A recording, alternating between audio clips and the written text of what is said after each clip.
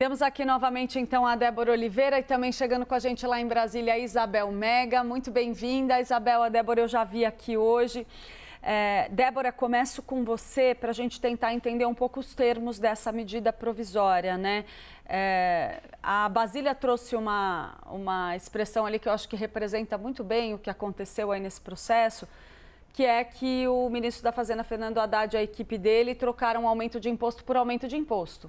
Né? Por 6 por meia dúzia. Né? Só que, na verdade, não, né? Porque ele pegou um aumentão de imposto e transformou num monte de aumentinho para ver se desce, né? Mas não necessariamente é tão fácil assim de descer e a gente está vendo isso com muita clareza. Eu queria que você analisasse para a gente, ajudasse a gente a entender um pouco melhor quais são os pontos que entraram, de fato, nessa medida provisória e, claro, como eles estão repercutindo ali no Congresso. Vamos trazer aqui a gente separou duas artes, né? Eu vou pedir licença aqui para minha querida Isabel lá em Brasília. Daqui a pouco você volta aqui comigo, minha querida. Um ótimo dia para você, para todo mundo aí que está nos acompanhando, né? E vamos repercutir aqui um pouco do que a gente tem. Muitas dessas alternativas que, aliás, viu, Clarice, a gente já tinha, né, uma repercussão, uma antecipação desses temas, né? Ou seja, as medidas alternativas, o que a gente tem aqui para o IOS. Primeiro de tudo, a gente traz as medidas que já vinham sendo faladas e foram confirmadas nessa MP. 5% de imposto de renda nas novas emissões de títulos, LCA, LCI, CRI, CRA, debêntures, que são aquelas letras de crédito do agronegócio, do setor imobiliário, que caiu muito mal a repercussão em cima disso, porque ficaria mais ou menos como o governo dar com a mão e tirar com a outra, ao mesmo tempo em que tem uma isenção, que era o que a gente tinha, né, de imposto de renda nesses investimentos. Por outro lado, agora a gente tem uma oneração do imposto de renda e mesmo tendo, então, plano safras, por exemplo, para o setor do agronegócio, o que o setor argumenta é que o impacto vai existir principalmente para o médio e pequeno produtor. A gente tem, por outro lado, o ministro da Fazenda, Fernando Haddad, defendendo que essas isenções não chegavam até a ponta. E aí é um debate extenso, mas que no final é mais um novo imposto sendo criado nesse momento, tá? Os demais títulos do imposto de renda agora passam a ter uma alíquota unificada de 17,5%. E aqui cabe lembrar que antes essa alíquota do imposto de renda ela era feita de forma escalonada. Aqueles investimentos que eram de curto prazo, tinha ali o rendimento, tinha um imposto de renda, uma alíquota de 22,5%, e isso ia caindo um pouco para até chegar naqueles investimentos de longo prazo que tinham alíquota menor, de 15%. Então mudou, agora é tudo unificado. A Fazenda aqui argumenta que isso vai tornar mais simples essa tributação. Mas também já há uma repercussão de que isso aqui, Clarissa, pode acabar afetando aquelas pessoas que têm um investimento de longo prazo, que pensam em aposentadoria, ou seja, isso pode sim acabar trazendo uma mudança dos portfólios. Além de tudo isso, a gente tem a questão da tributação nas bets. Essa é uma das propostas, inclusive, mais tranquilas a conseguir aprovação lá no Congresso. Tinha 12% de taxação em cima delas, passa a ter agora 18%. Nessas empresas, eu lembro para vocês que tem aí uma média arrecadatória, de acordo com os últimos dados, na casa dos 80 bilhões de reais, assim, de lucros, na verdade, né?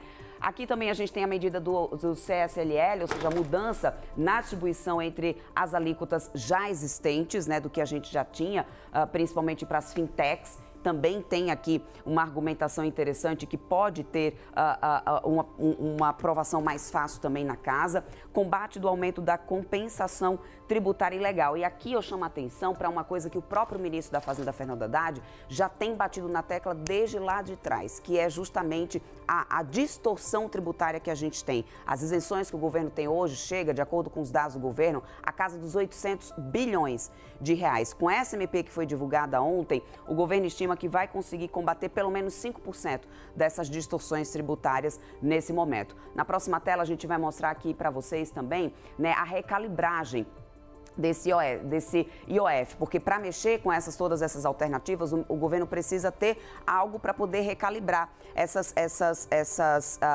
contas, né? Ou seja, tudo esses cálculos que têm sido feitos, essas modificações que têm sido feitas agora com essa MP. Bom, para recalibrar, a gente tem o risco sacado diário, que no final das contas a gente teve aqui uma grande argumentação, foi um grande impacto, foi uma das medidas que mais pesou aqui para recalibrar isso daqui, ou seja, que tinha 80, a gente tinha uma alíquota sendo colocada no risco sacado, porque ela passou a ser entendida como uma operação de crédito, e isso iria impactar muito os pequenos empresários, ou seja, pequenos e médios empresários do setor de varejo. O risco sacado houve, de acordo com a SMP divulgada ontem, uma redução de 80% somente em cima disso daqui, ou seja, uma das maiores modificações que a gente teve. O crédito à pessoa jurídica, que sai de 0,95%, teve uma redução da alíquota para 0,38%.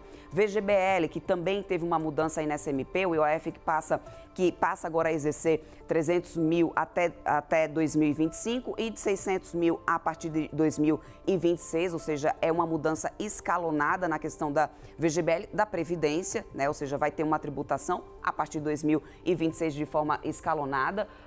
Fundos de investimento em direito creditório, ficou fixa aqui a alíquota em 0,38% e o EED feitos aí no Brasil, que ficam isentos nesse momento de IOF. Essas aqui são as medidas dessa MP.